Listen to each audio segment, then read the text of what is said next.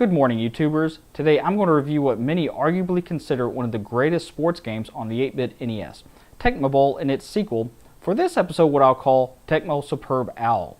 Due to licensing and copyright, I've taken the liberty to not showcase specific team mascots or other materials that a certain professional sports league may have the rights to, which I'll also discuss later in this episode as well. Tecmo Bowl debuted as an arcade game in 1987 and was ported over to the NES just 2 years later. The original arcade featured 2 monitors that could support up to 4 players. This version only featured 2 teams and 9 players. Official NFL rules call for 11 players to be present on the field for both teams. Failure to do so in an actual game, either by having too many or too few, results in a penalty for the offending team. In the arcade, whether as the offensive or defensive team, you have 4 different plays to choose from, either 2 passing or 2 running. When you're the defense, you guess which play the offense picked. If you correctly chose the exact play your opposing offense chose, this will cause the defense to blitz and in most cases prevent the offense from gaining any yards. If the defense correctly guesses which type of play, running or passing, but not the exact play, it will cause the defense to better stop the offense but won't result in a total blitz to the quarterback. When the game was ported to the NES, like the arcade version, it only allowed for 9 players on the field for each team. However, one change was making the game playable for only 2 players instead of 4. While there were hardware accessories available for 4 players, most games do not support it. Another noticeable change was adding a coach mode to the game, where you just pick each play your team will run. Now, this next feature is where the game began to take root and start its cult status with gamers and sports fans. While the NFL was not able to grant a license to use team names due to contractual obligations with LJN and their exclusive game title NFL, the Players Association was able to grant a license for Tecmo Bowl to use actual players' names. And with that additional feature, the programmers were also able to personalize the players based on their real-life talents. The game initially named the teams solely with their respective cities, matching the respective players as well. It also only features 12 teams and 12 of the top players of the 1988 season. Of the 4 plays each team could run, most had 2 running and 2 passing. The exceptions were Miami and San Francisco, who both had 3 passing and only 1 running play. The initial release of the game featured 1 player who did not return for the game's second release. Indianapolis's Eric Dickerson would only be featured in the original release as a running back and was not featured in the game's second release. They also moved Albert Bentley from kick returner to running back. Clarence Verdon was brought in as the replacement kick returner, and even the Famicom version released a year later reflected the roster and statistics of 1989. In 1991, Tecmo released the game's sequel, cleverly titled Tecmo Oh right, my bad, I mean Tecmo Superb Owl. The NFL has maintained strict licensing control over their teams, players, and other things related to the NFL. Have you ever noticed people on television refer to the NFL's championship game as the big game? But since that copyrighted title is part of this game, I think I'll just take Stephen Colbert's cue and simply refer to it as the Superb Owl. Which leads me to the title itself. How is Tecmo even able to put the name of a highly protected championship game on their game? Because after LJN's exclusive license to use the NFL's name expired, Tecmo secured their own license and successfully became the first video game company to use both the official NFL team names and team players, thanks in part to renewing their license with the Players Association. Take that, Madden. I felt that one way up here.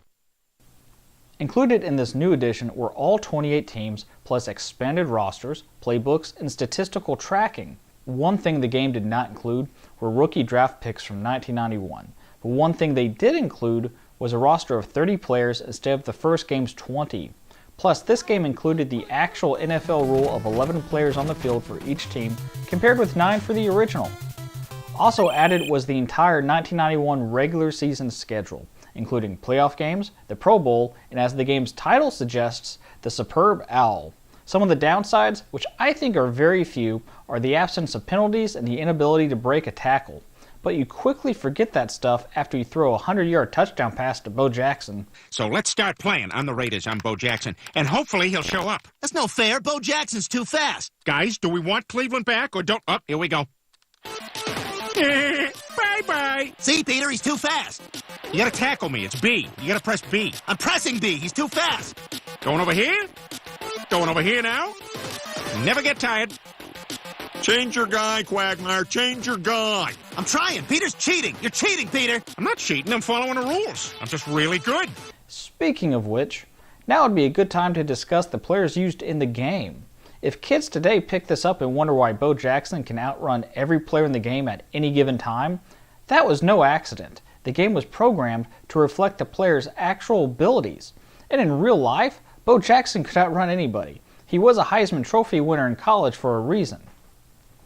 While at Auburn University in the mid-80s, Jackson played football, baseball, and ran track and field. In 1986, he was drafted by both the Tampa Bay Buccaneers and the Kansas City Royals. However, Jackson refused to play for Tampa Bay because after visiting the team's training facilities, he got suspended for the entire baseball season of his senior year. Both the NCAA and the Southeastern Conference prohibit such a visit. They don't consider an athlete an amateur of one sport while being a professional in another, much like how the Olympic Committee used to prohibit participants who were professionals in one sport from competing in another as an amateur in the Olympics. Jackson was actually informed by Tampa Bay that the visit had been approved by the NCAA, when in fact it had not. Tampa Bay was accused of deliberately not obtaining the NCAA's approval and misleading Jackson that they had. Their intention was to get Jackson to play professional football instead of baseball after graduating Auburn, and getting him suspended for his entire senior baseball season would give him fewer options after college.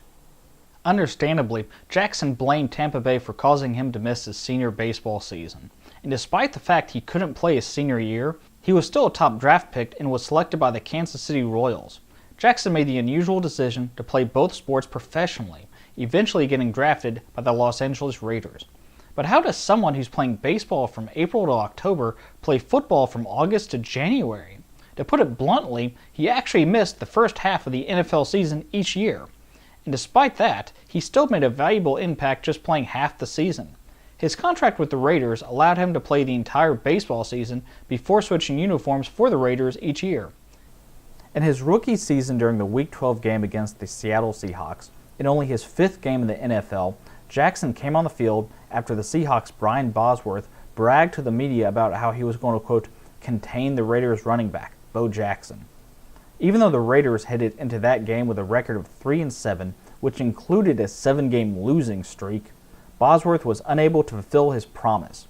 Now, I can't show you a clip of what actually happened in that game between Jackson and Bosworth, but I can do the next best thing. 3rd and 1 from the 2. Here's Bo. And here goes Bo for the touchdown. Jackson's career ended in a playoff game during his fourth season in January of 1991 against the Cincinnati Bengals.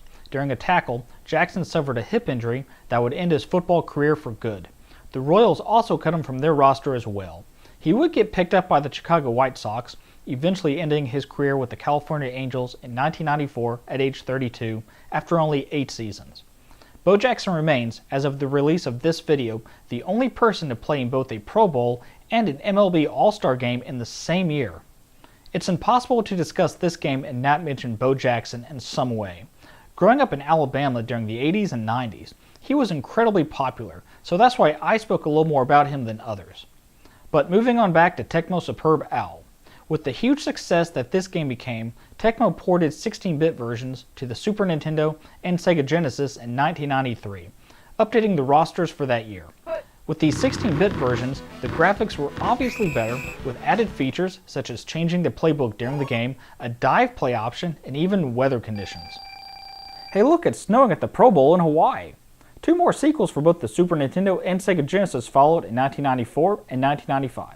Tecmo Superb Owl 2 included a player trading feature for the first time. It also added injuries to defensive players, a fair catch option, 2-point conversions, and even faking a field goal.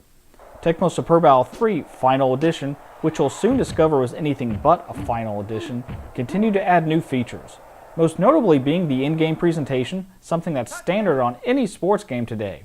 One of the more unique features added was a player creator. Players can actually improve if they do well in a season. And like I mentioned earlier, it was not actually the final edition. In 1996, a version of Tecmo Bowl was released for the Sony PlayStation. This version added changing the difficulty level of the computer. Also, new camera angles and even instant replay was added as well. In 2003, a mobile version, a remake of the original really, was released. This version featured only 4 teams with no mascots or real players. Damn licensing rules. In 2005, Tecmo Classic Arcade was released for the Xbox. This package included a number of different games made by Tecmo, and wouldn't you know it, the original Tecmo Bowl was included, helping younger gamers discover it for the first time.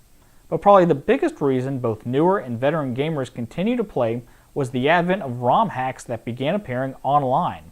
These ROM hacks kept the same graphics and style, but updated the rosters, schedules, and even the teams. On the back of this rose tournaments where gamers compete with current players, much like the Madden tournaments held every year. NFL Films Presents even did an episode featuring the Tecmo Bowl series, interviewing players who were featured in the games.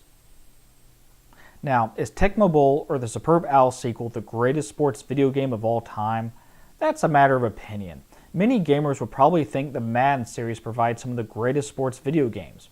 The original Tecmo Bowl and the original John Madden game were both released within 6 months of each other starting in 1988. No doubt the Madden series has become the most popular and profitable series, especially compared to Tecmo Bowl. But Tecmo Bowl was more popular at the time it was released. It took the Madden series several attempts and even more years to cement their influence into gamers' homes.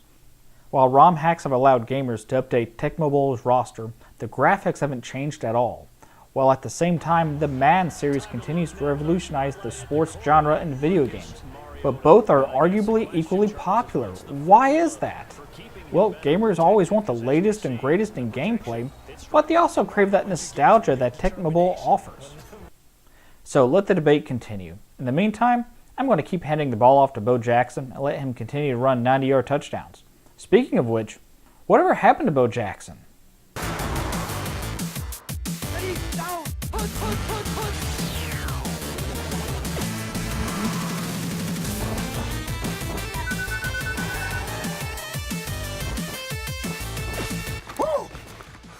Thanks for not running me over. You mean again?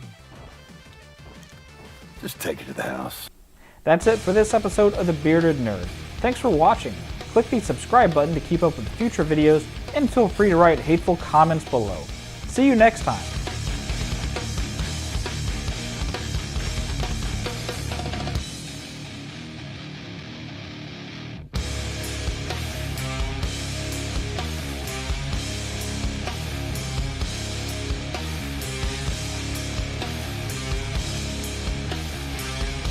You're not really good. You just got Bo Jackson. Bo Jackson also played professional baseball. Shut up, Joe. Everybody knows that. Kansas City, Royals. Can't stop, won't stop. Bo, Mike, go. Oh, the. Nope, going back the other way. What? Are you going backwards? Just score. Now I'm going to run out the quarter. I'm not playing now. My controller's down. Seems like your controller's been down the whole time.